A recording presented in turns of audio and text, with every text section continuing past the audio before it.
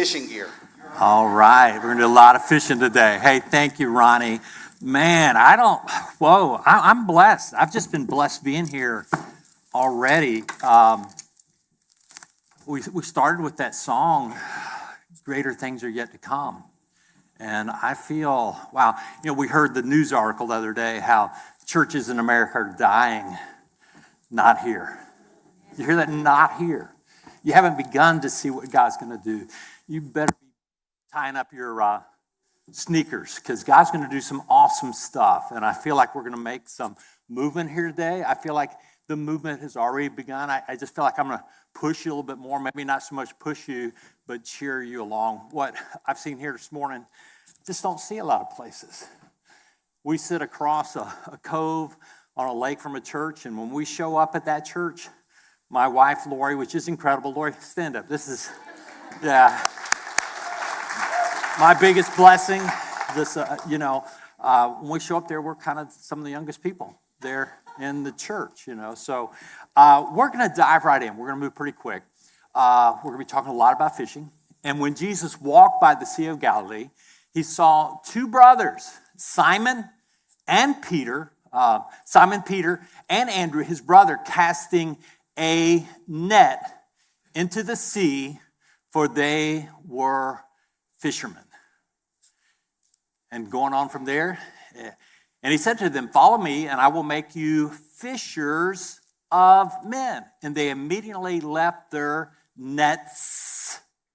Say that, nets with the plural, nets, and followed him. Going on from there, he saw two other brothers, James, and the son of Zebedee, and John, his brother, in the boat with Zebedee, their father. They were two young men, mending their nets. Let's keep on going. And he called them, and immediately they left the boat and their father and followed him. Now, my dad was a Greek scholar, drove me crazy. I mean, he had his doctorate. He could read from the Greek and just translate as he went. And so often he has a very educated group. They had to be, because everything was in Greek and stuff like that. And he was a strong believer that if you knew that original language, it changed the gospel. Sometimes the context of this, we're going to kind of look a little bit at some fishing 101, just some basic principles. And so often we are removed from how he was addressing those four young fishermen. When we think of fishing, so often this is what we think of. And this is how we operate, a very individualistic type of, hey, I've got a neighbor, I've got a friend, I've got a husband. And sometimes instead of casting, we're smacking them, and we're trying to reach them.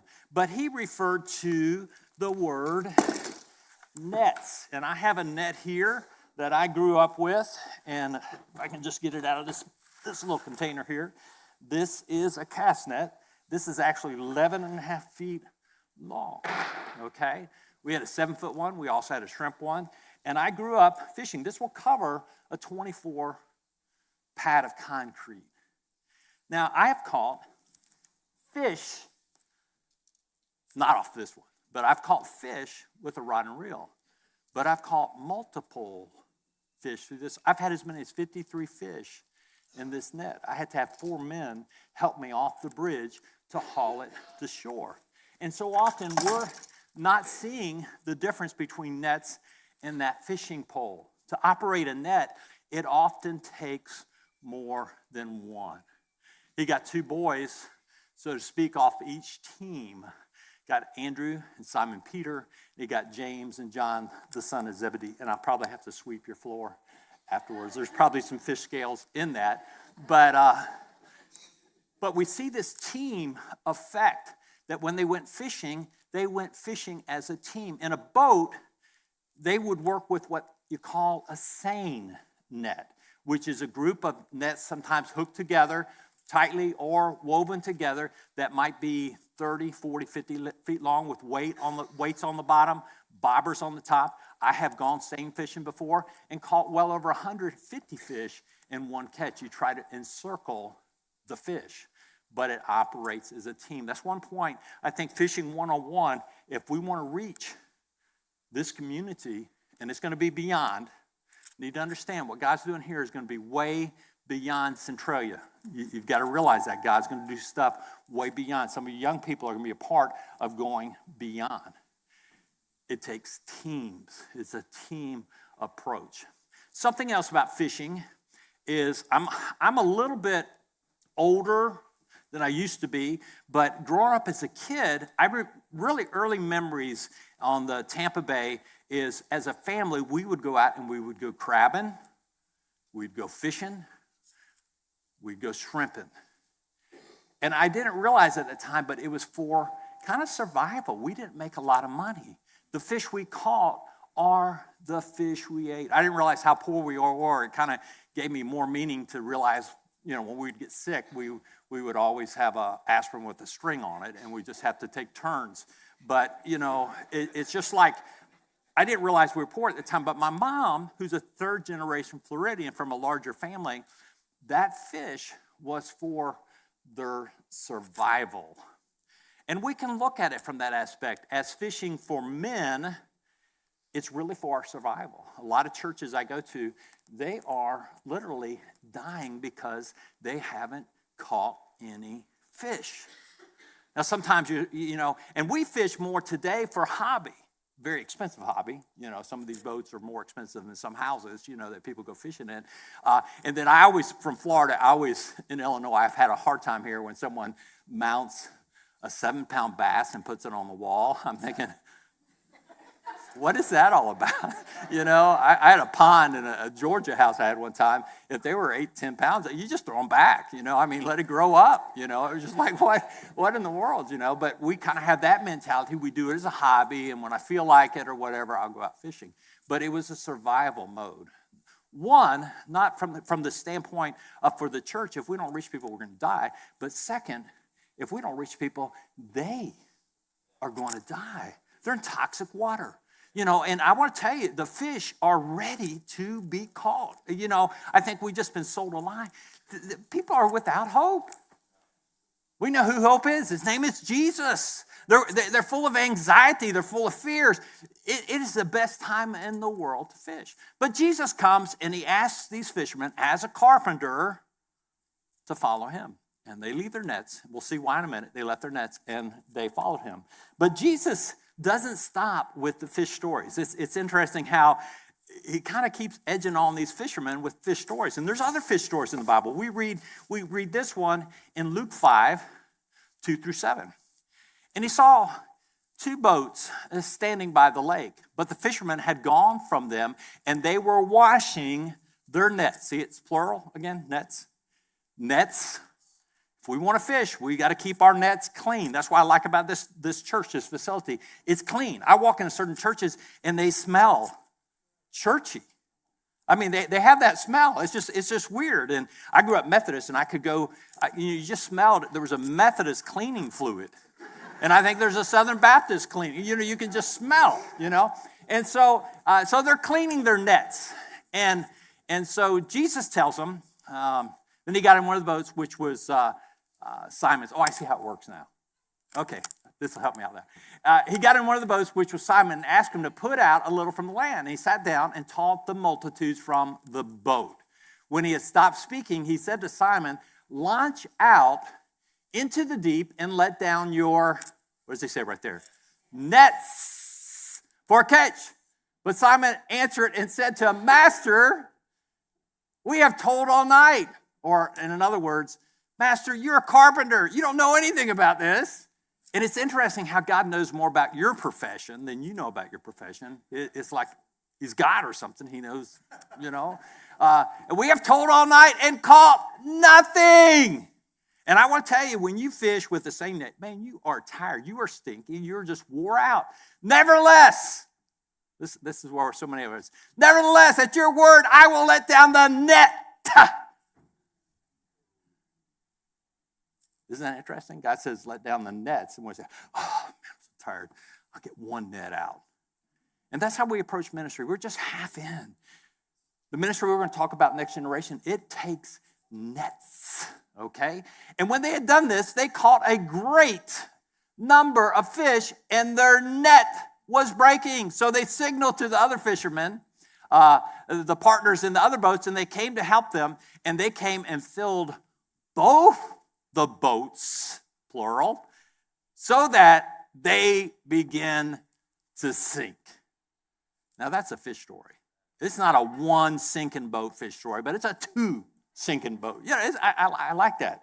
But there's another fish story. He just keeps, it's like, I'm going to teach fishermen, but he's showing that he knows more about fishing than the fishermen do. There's another one that shows up, John 21, 4 through 6. But when the morning had now come, Jesus stood on the shore, yet the disciples did not know that it was Jesus. And Jesus said to them, children, have you caught any food? You got anything to eat? They answered, no. And he said to them, cast the net, okay, there's just one net, on the right side of the boat, and you will find some. So they cast, and now they were not able to draw in because of the multitude of fish. Now here's the deal. Jesus knows where the fish are at. And sometimes we're not fishing on the right side of the boat even. That boat possibly was rigged to fish from the starboard side instead of the port side. And sometimes that's the way Granddaddy did it. We always, everything's wired. But that boat needed to be re-rigged to fish from the right side of the boat. And when they did, they made this crazy catch. Now,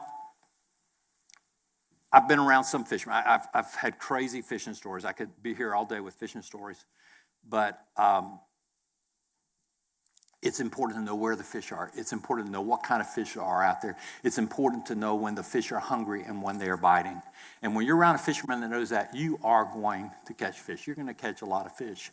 Now, if I were to put a diagram up here, an age diagram, many churches, if we had 100 over here and we had 0, 1-year-old, 2-year-old, 3-year-old, whatever, and we had this diagram drawn across the board, there's something that we find from demographics, something that we have known for years. The majority of people that give their heart to the Lord are under 18, 0 to 18. It's as if the fish in that age, they kind of school up. Y'all run together. You catch one junior high and there's another junior. You catch one high school and there's 4 or 5 others with them. You catch one child and there's something that takes place there. In fact, the number comes in under 18. 75% of people that give their heart to the Lord are under 18, right?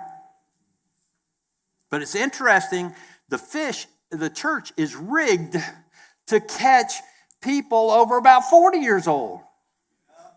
Every Sunday, everything's geared to reach them. And you look at some of those fish, they got multiple hooks in their mouth. They've been caught so many times. The ponds have been overfished. It's like, they say, I've already been caught.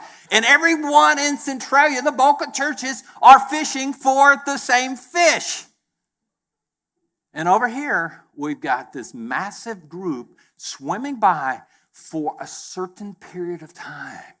Because once they leave 18, man, it's hard to win someone. Even when they turn 16, it's hard to lead someone to the Lord. This is a crazy figure. 50% of the people that give their heart to the Lord are 12 years old. Wow. But our energy, our money, our budget is all geared toward that other side. What if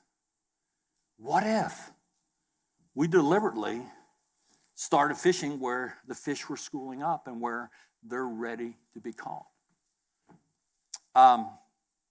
Jesus, I think, knew this.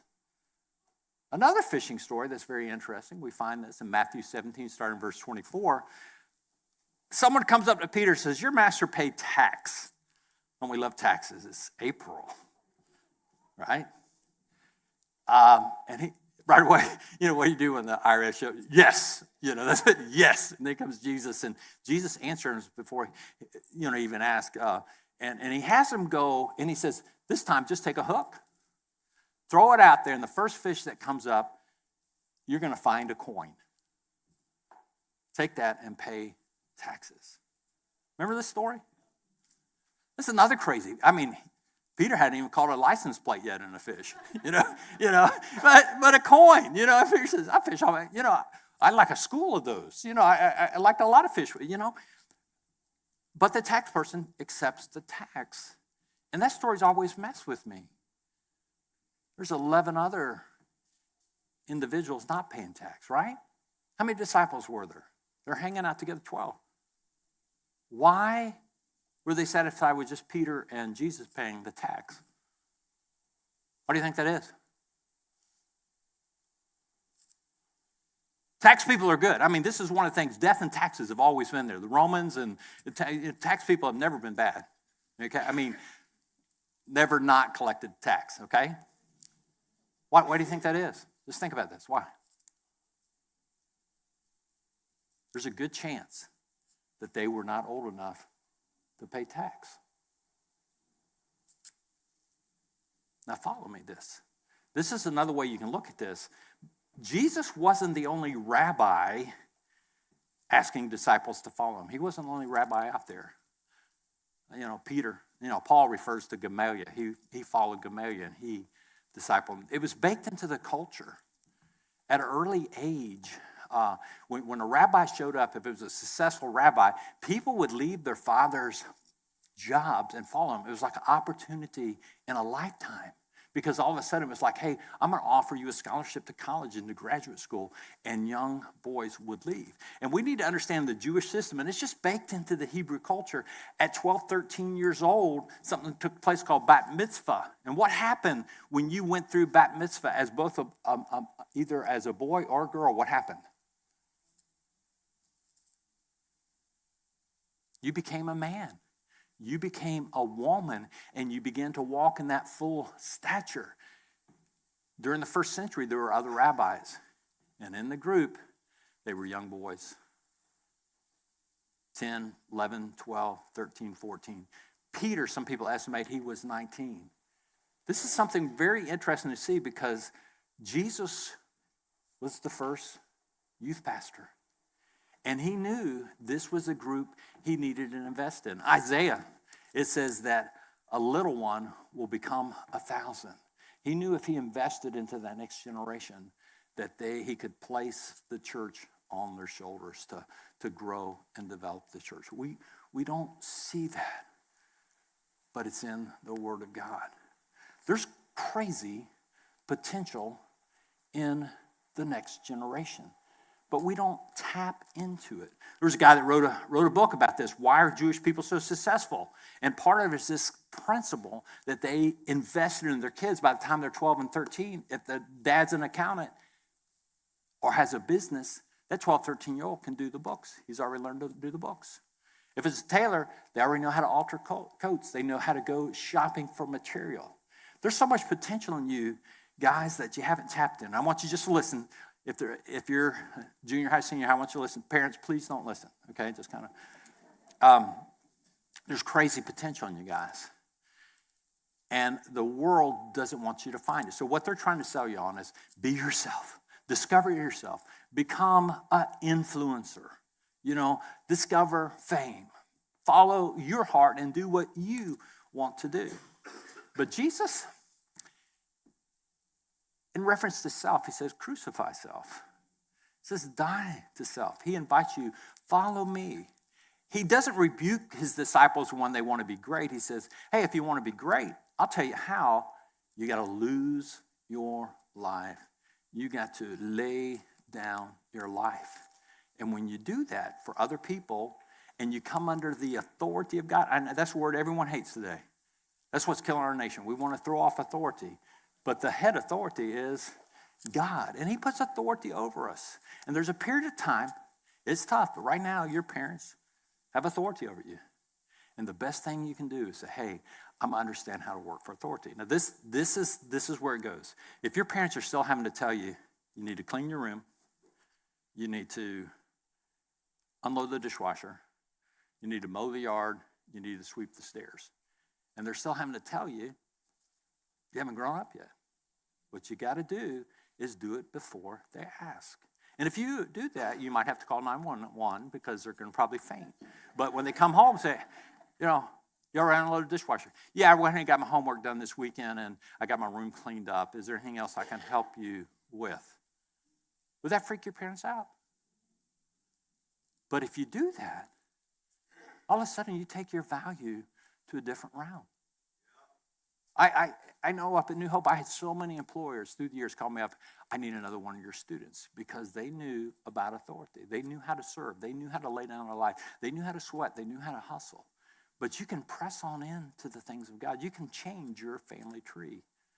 You know, something that affected me in my personal testimony is, I remember when I was in ninth grade, I determined I want to start reading the Bible. I started reading 10 chapters a day. I pressed in, you know, 2 from the old, 2 from the new, 5 Psalms and 1 proverb. I do that every day. And the thing that I saw the transformational power of the word is I was dumb. I was like El Dumbo.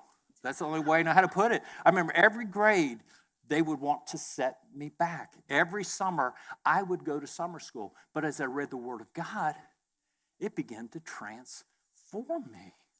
I began to think different. And when I turned 16, they came to me in my high school and said, I think you ought to go to college early. And I went to college when I was 16. And I know it's not me. My wife still knows I'm dumb. It's not me. But the Word of God, it can transform you. And there's stuff in you that if you set down the phone and say, hey, I'm going to learn to play the guitar. They could use a guitar player. I'm going to learn how to play the drums. I'm going to learn leadership. I'm going to learn how to cook. Hey, Mom, what if I cook a meal a week? Both you and Dad are working. What if I cook a meal a week? Can you teach me? And you begin pushing that. You start to increase your value. Now, I've got some guests here this morning. I think we got pictures of them. This first guest, her name is Mary Ann. Mary Ann is 44 years old. Last year, 3 days after her birthday, her husband left her for another woman. Left her. And the story gets a little worse from there. He's working overseas in sales, does a quickie divorce, and is not paying child care support at all. Another country, she can't get them. She's got 2 cars completely paid off, real nice cars.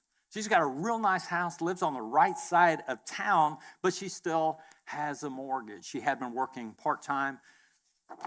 What is she having to do now? She's got 3 kids. What is she having to do now? Work. 40 hours plus about 20 extra hours just survive. I mean, she's doing that. She's doing homework with the kids. She's trying to keep her family together. But stuff's going on with her kids too. Her oldest son, John, he is a senior. He is so angry right now. He never had a chance to prove himself to his dad. His dad is gone. He has not heard from him since he left. He will not talk to Mary Ann. Mom, I'm just not going to talk about this. In fact, I don't want to eat dinner with the family. When he comes in, he goes upstairs every night. Every time he goes in his room, he slams the door with all his might. Plays his music loud. When he gets in the car, he barks his tires. He is angry.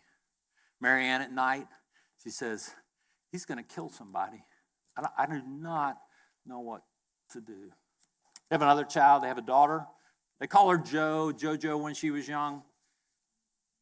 She loved her dad. Her dad loved her. They seemed to get along better than anyone else. But now that her dad's gone, she is changing. She is chasing boys like never before. Mary Ann just feels like she's going to get pregnant. She's going to move out with the first guy that comes along. One last kid. We call his name Jimmy. Jimmy has high energy. This is probably the best picture of Jimmy. Most pictures have markers on them. Every day she hears from the school, Jimmy's got another detention. Mary Ann, she's not in church. She has no background. She has gone to the doctor. He's given her depression and anxiety pills. And there's some mornings she doesn't want to wake up, but she knows she's got to be strong. But she remembers back one year at this church, she went to youth group, and there was a couple there, a husband and wife couple, and she kind of drew close to them just for a year. Church kind of cut back in the budget, and they left, and she left. But she has it in her mind, what if I went to church? What if I went to church? Her girlfriends are saying, hey, you need to go to the bar with us and find another man. But she makes that decision. She convinces even John, Joe, and Jimmy to go to church.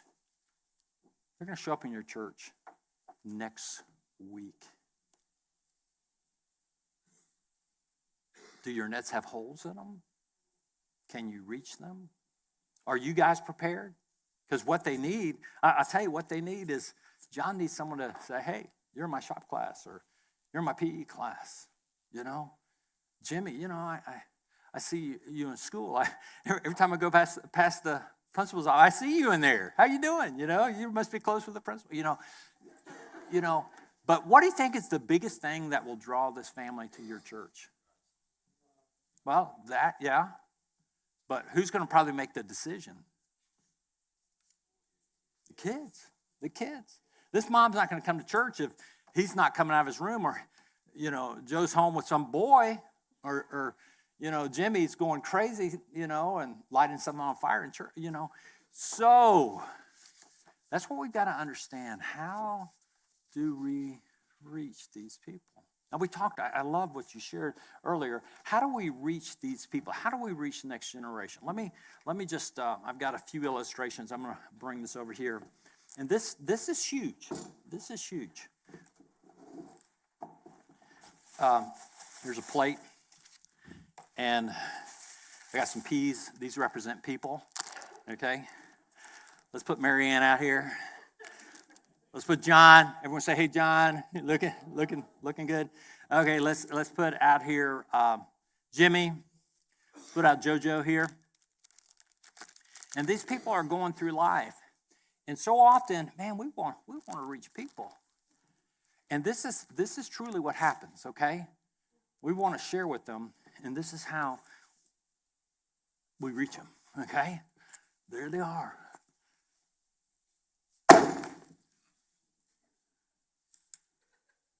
We salt block them, right? I've seen this. My mama wanted to win her brothers and sisters to the Lord so bad. And I remember as a kid, we'd drive across the state of Florida to get with them, and she'd pray, Lord, help me to reach Aunt Helen and Uncle Buck and their husbands. And so we would get there, and they would find these opportunities. I remember as your age, I remember watching this, and they would corner them, and for about an hour, they would preach the gospel to them.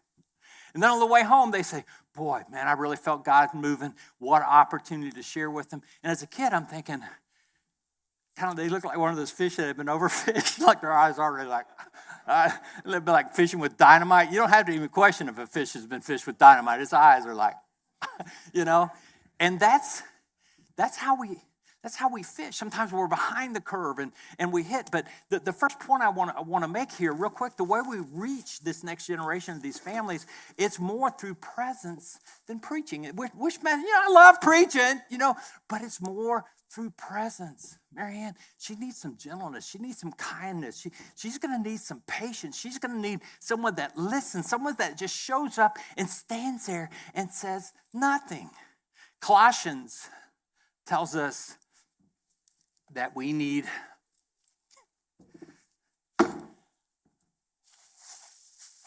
to let our conversation be seasoned with salt, right? Just right? That's how we need to minister. And the wild thing, I don't know, in the last few years, I've seen more people won to the Lord. I've led more people to the Lord just coming alongside of them. Not preaching. I joined this golf league one time, and I said, I'm not going to tell them who I am, and I'm not going to invite them to the church. But I'm just going to get to know them. Tell me about your family. Tell me about your work. And I just leaned into them and let them talk. Within 2 years, every one of those guys showed up at our church. And I can't tell you how many people that I just show up. The presence of Christ is like a savor. New Testament says it's a savor of life to life, death to death. And if we're walking to God, they will feel it. I can't tell you how many people, hey, I'm ready to pray. I don't know what you're doing, but man, I want your Savior. I'm ready to come to Jesus now. I have literally been behind people in the checkout line where someone, all they did was ask a person about the crackers. Next thing they're knowing, they're talking about the end times. They're about the beast coming down from heaven and the great, coming out of the ocean. And it's just like, what? Have you ever been there? It's like, whoa. It's just like, passing out a bunch of tracts, and the person in front said, yeah, all I was doing was asking about the crackers. The next thing I get this eschatology. And the same thing, I sat with a group of, we have a teaching team, and all these guys have been in ministry for years, and we were talking about, just apologetics. And I've taught on apologetics, it's cool and stuff like that, but I just said, have you ever won anyone to the Lord through apologetics where you won the argument? And I said, I haven't. And they said, I haven't either. It's not an argument. It's the presence of God. Well, we did this youth event, and it was kind of crazy. Had a real good speaker. He was an Olympic snowboarder person, and we had a couple sixth graders that had snuck in there. And on the first song, kind of like here, one of the girls went out. Her mom went out after she came in and says, you got to pray for Sophie. I go back there, and Sophie, she says, I don't know, as we were singing the song, I felt God's presence all around me. I've never felt that before. I felt like he was hugging me. I'm ready to give my heart to Jesus right now. I do not want to wait. I'm ready. And so prayed for Sophie. And came back in, and about 2 songs later, another girl goes out. We hadn't even got to the message. We hadn't even got to the preaching, but they felt the presence of God, and the world's so hungry for the presence of God. So that's one thing. The other thing that I want to throw out here before you is quality over quantity. Sometimes we are doing too much. There's too many poles in the water. There's too many nets in the water. It's almost polluted with nets. And so often, I would rather do something well with quality than not. There's kind of a law of menu. Great restaurants, they don't have a lot of entrees. If you go to a restaurant, they're serving today that serves sushi, barbecue, fried chicken, steaks, seafood, Indian style, Mexican style. Will that restaurant be good? Can you give me a resounding no? But if it has 1 or 2 things and you do it super good, in fact, some of the best restaurants that you cross state lines for they have the best hamburger you have ever eaten. There's a place, Moonshine. Have you been to Moonshine? Any Moonshine people? Population 2, and you'll see 300 motorcycles out there. You'll see tour buses out there, and all they serve is a hamburger. They might put cheese on it, they might put onions on it, or mushrooms, but they line up out there. And so sometimes just because we throw a lot at them, but to do it well. Third thing, and y'all are already doing this, filter your main event through the eyes of a child.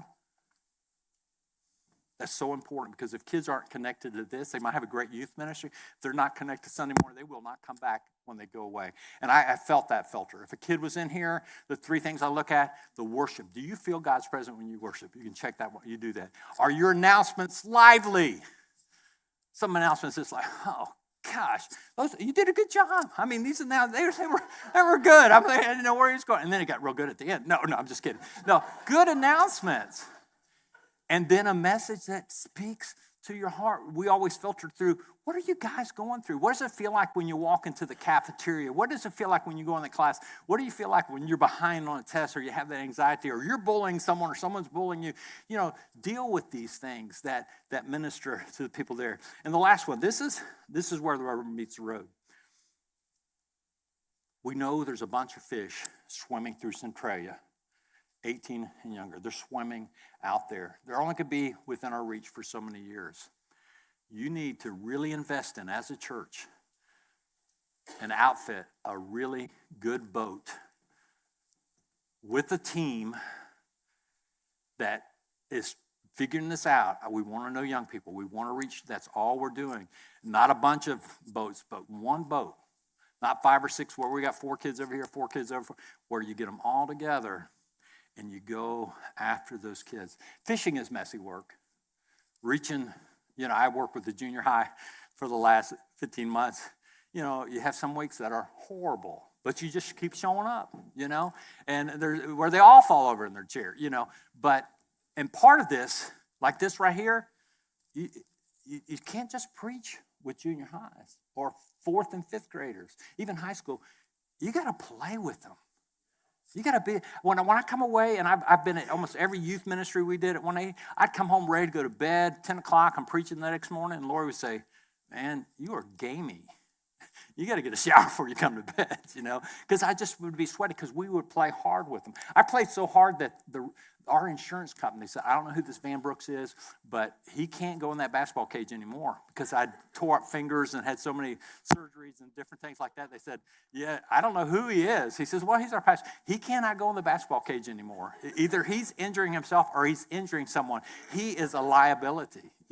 So I went to ping pong or whatever, but play hard. They want people that show up that play in their life. They want people that show up that are in their life. Like, hey, have you ever cooked a hamburger before? Come over, we're going to cook hamburgers.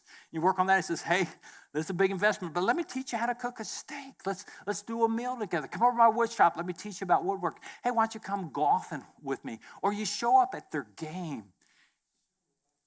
Just showing up, being there.